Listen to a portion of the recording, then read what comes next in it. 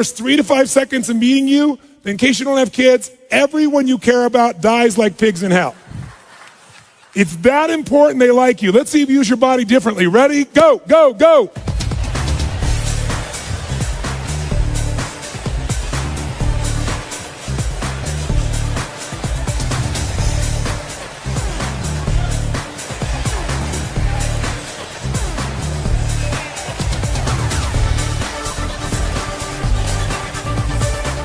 All right, did that feel better, yes or no? Yes or no? Did you use more of your body, yes or no? More of your face, yes or no? Did you breathe more full or more shallow? Did you talk louder or quieter? Did you move faster or slower? Did you hesitate or go straight for them? Did it feel good? Why? Because emotion is created by motion. If you use more of what God has given you, you will feel more. But most of us have learned to shrink how we use our bodies in the cultures we live in today. Most people's idea of exercise is fill the tub, pull the plug, and fight the current. People get injured typing today. Ooh, that hurts. Scary. Use your body, you will feel more alive. And the same thing is true with these couples. Now, was that the best greeting you're capable of giving another human being? Yes or no? Some of you are saying yes, most of you are saying no. Let's review the exercise. I said if you don't give your best, everyone you care about dies like pigs in hell. And you still didn't give your best? We need to talk. Listen, if you said no, I respect you because you were honest. Because whenever we say we've given our best, it's always a lie. Because whenever you get there, what do we always discover? There's another level. Every 4 years for centuries in the Olympics, what happens? People run faster, they jump higher, they lift more weight. Every 4 years for thousands of years. How has this happened? Drugs, that's how. No. No, that was just a recent thing. The point of the matter is, whenever you get to where you think your best is, it opens up another possibility. And this is what couples have to see. They think they've already had their best days in the beginning. And some of us have been guilty of encouraging or agreeing with that. And that's the worst thing you could possibly do. This idea, when I first started coming out doing the things I was doing, I'll never forget, the attacks on me was, he's raising people's expectations and they're going to be disappointed. I hope the hell so. Disappointment. If you don't have a higher expectation and get disappointed, you're not going for anything. You're not alive. And besides, that disappointment will either drive you or crush you. You get to decide which one it's going to be. Absolutely. So, since that clearly wasn't the best one you're capable of giving, we have to take up one more level. You say, what are we going to do, get naked? No.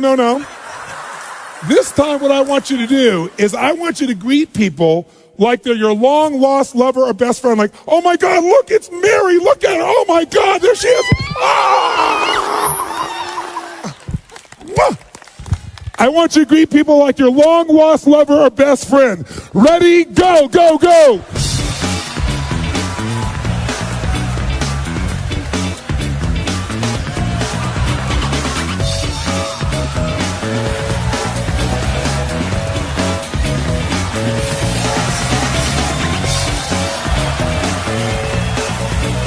Did that feel better, yes or no? Yes or no? Did you use more of your body or less of your body? More of the muscles in your face or less? Did you breathe more air in or were you more shallow? Yes. Did you talk faster or slower? Did you hesitate or go straight for them? Did you talk louder or quieter? Did you touch them? Oh yeah. Did it feel good? Why? Because I told you to. Very good, sir. Thank you very much. Because emotion is created by... That's right. Now, most people get in a relationship because they're after some emotion, not another job. True or false? And for most people, it becomes a job. And then many people encourage them to stay with the job, which is a nice thing. But wouldn't it be nicer to have them enjoy the job and not have it feel like a job? And the only way to do that is we've got to rejuvenate the individual.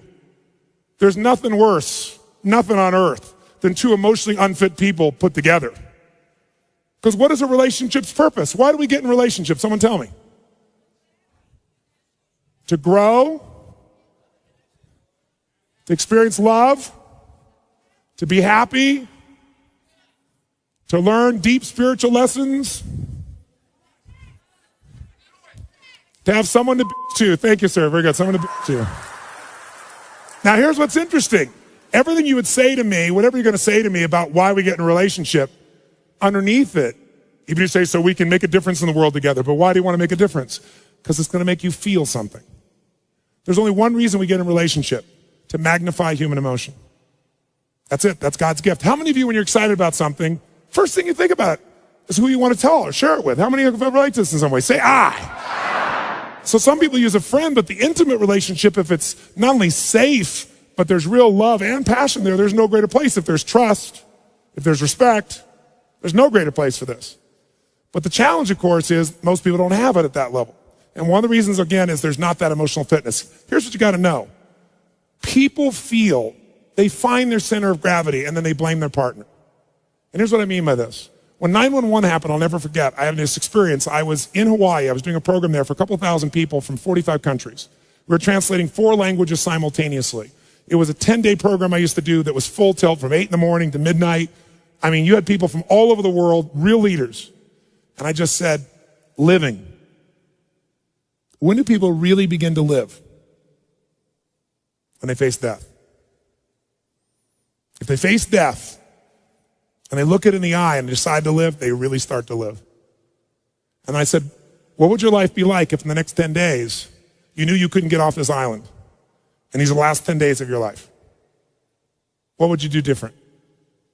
Who would you call? What would you say? What truth would you tell? What feelings would you share? And I went on with us for like 15 minutes. That night, 911 happened. At 3 o'clock in the morning, they called me to tell me the buildings had just dropped. And we had 200 people from New York there, because I have a lot of people in the financial district that are my clients. And there were at least 45 people we knew immediately that had lost their entire company, all their friends, family, their husbands, their wives, instantaneously. 3 o'clock in the morning, you go outside, and it was pandemonium, because you got people from all these cultures. Every religion was represented in the room. And so outside, there were people that were crying uncontrollably because they knew the end times were here. There were people out there that were fighting because some people were celebrating. I mean, it was brutal. No one thought I'd get everybody in the room. I got them in the room, and I said, today is about emotional mastery. That was the scheduled portion of that day it was supposed to be. I said, and this is the real test. And so we brought people together, and I got people to express to me and tell each other, at the moment that 911 happened, what did they focus on? Because these are 3 decisions that shape your life. Number 1, what are you going to focus on? Right now while I'm talking, you're making a decision what to focus on, and it's what shapes your life. It shapes every relationship. It shapes your entire destiny. Are you focused on what this is going to mean to your life? Are you focusing on who the hell is he to tell me that? Are you focusing on the smell of your neighbor after that jumping up and down? Whatever you focus on, you feel, don't you? Even if it's not true, you feel it. So focus is the first decision we make. Second decision is, what does this mean? Is this the end or the beginning? If you think it's the end in a relationship, you're going to behave very differently than if you think it's the beginning. Is God punishing me with this? Is God teasing me? Is God challenging me? Is this God's reward? One shift in meaning instantaneously changes your emotion, and your emotion is your life. And then the third decision we make every moment is, what are we going to do? Pull back, go forward, give up, sit down, stand up, make it happen. So I ask people, what'd you focus on? What did it mean? What'd you decide to do? And people stand and share this. And afterwards, one woman raised her hand, and she was from New York, and she said, you know, last night after your talk, she said, my boyfriend had asked me to marry him. And I told him no, because my previous fiance had been murdered and killed, kidnapped and killed. And she said, I'm not over that. And he said, well, you go to that stupid seminar, then it's over between us. And she said, then fine, it's over. And she said, then when you said that first night, I got chills.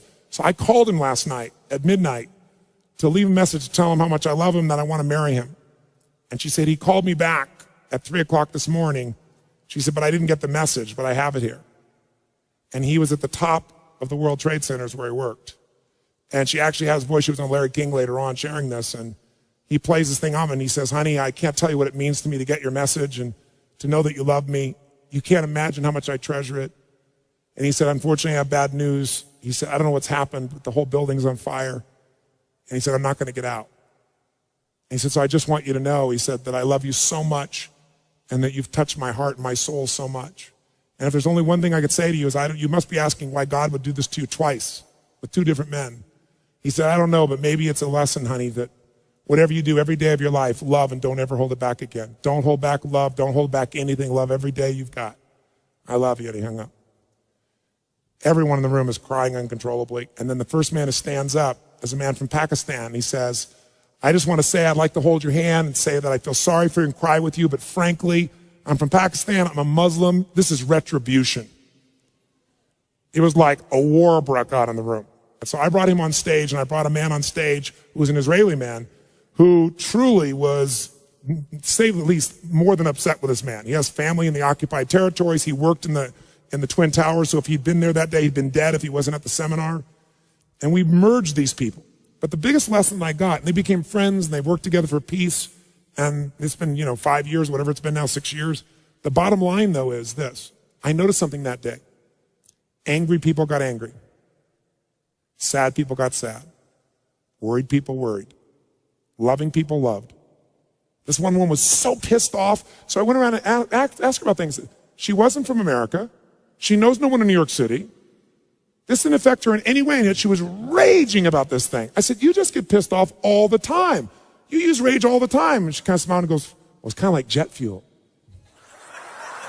I brought up this woman who worked in the hospitals in New York, and she was guilty that she wasn't there to help people.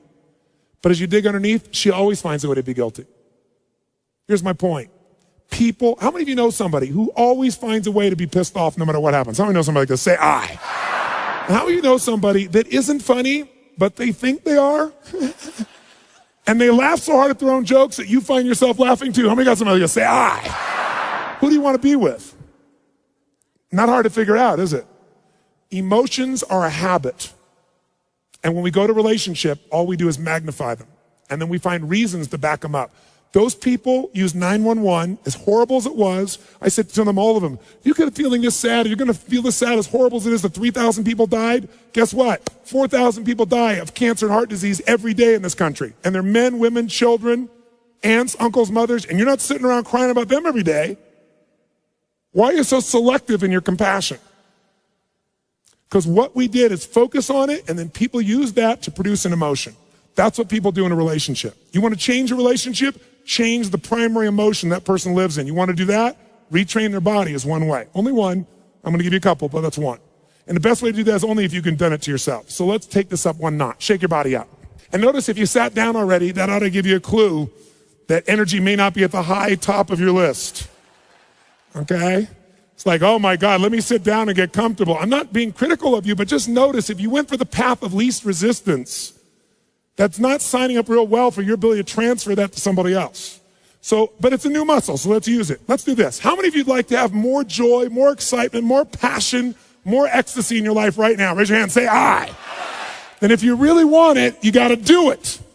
Because emotions don't just hit you, they are triggered, and you can trigger them through motion. So here's what we're going to do. Shake your body out, and in a second here, we are going to shake this building with our energy. What I mean by that is, we are going to celebrate for no good reason. And here's why I say that. You don't need a reason to feel good. Why do you have to justify feeling good? And if you think that's weird, think about this. Most people don't need a reason to feel bad.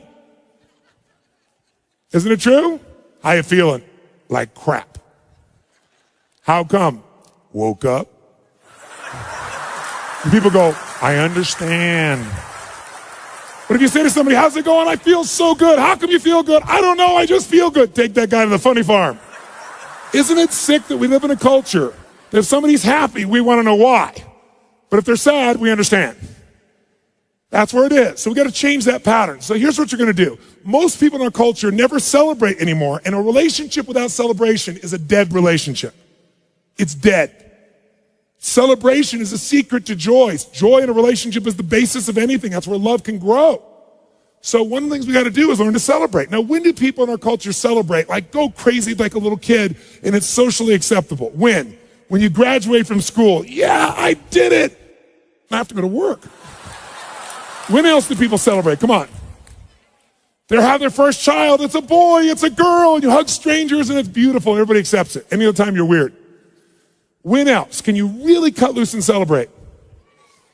You have your first orgasm. Good, sir. Very good. I did it. When else? That's right. Around the world, this is the weird thing about human beings, when a local sports team wins a national championship, show me. Come on, show me what people do. Come on. Yeah! We scream, yeah, we did it. What is this, we did it? You didn't do We did it, you watched. But I'm glad you finally make it okay to feel happy for a day. Isn't it a weird thing culturally that we're gonna make our happiness tied to someone else's performance that we can't control just based on living in a city? But at least the city goes crazy for that one day. See, you don't need an excuse to feel good. How many got more than enough reasons to be happy and grateful for your life, for your health, for people you love? Say I. So all you gotta do is retrain your body to celebrate instead of training yourself to fit in. How many of you have ever lowered your happiness or your joy or your energy because someone else wasn't feeling as good and you didn't want to offend them? And does it make them feel better? Your playing small does not make them big. All it does is lower the standard, and most of us have learned to do that. So if you're gonna lead, you gotta step out of it. So let's do this. We are gonna celebrate just to get that energy in our body. On a scale from 0 to 10, where 0 is dead, 10 is unstoppable intensity, go to 20. Now to do that, in case you haven't celebrated in many years, I'll remind you. First key to celebration is your feet must come off the ground. None of this, I know it looks cool, but when you actually rise up like this and you extend, you open your diaphragm, which changes your biochemistry instantly. It doesn't happen when you do this. Second key is you must use your voice. How many of you and your kid used to make all kinds of weird noises? Come on. Make some crazy sounds out loud. Come on.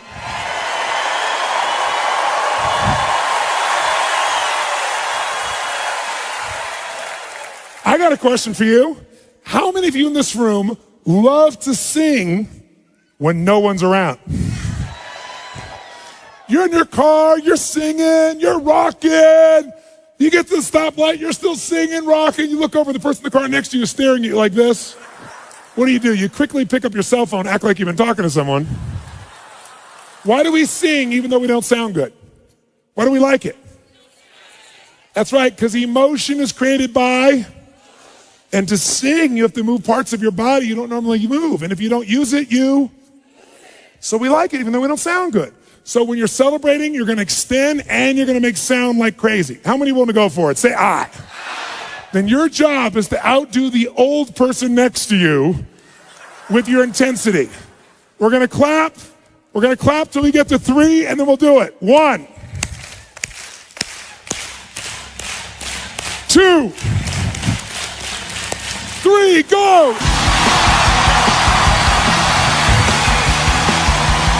That's it! Come on! Come on! Use your voice! Get a high five from the people around you. Grab a seat. If you feel better than before, make a fist and say yes.